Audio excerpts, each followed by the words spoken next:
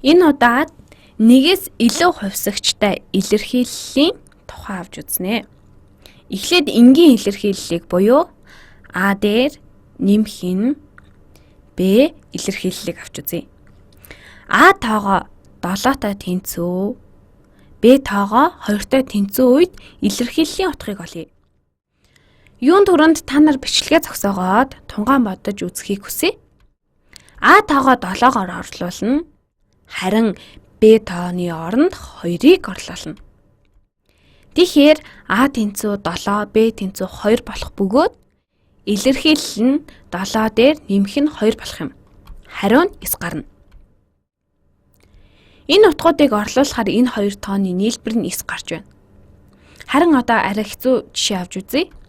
Тэгэхээр x-ийг үржих нь y, хасах нь y, нэмэх нь 3-ыг үржих нь x. Эсвэл x-ийг 3 дахин авч нэмлээ гэж хэлж болно. X нь 3 бөгөөд y-ийг 2 гэж үзье. Юун түрүүнд та бичлэгээ төр зогсоогоод тунгаан бодож үзээрэй. Илэрхийллийн хувьд x тэнцүү 3 байх юм бол бүх x-ийн утганд 3-ыг орлуулна.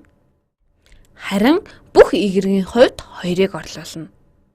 Тэгэхээр үүний хувьд 3-ыг үржих нь y, харин y нь 2 бөгөөд 3-ыг үржих нь 2, хасах нь 2, нэмэх нь 3-ыг үржих нь x.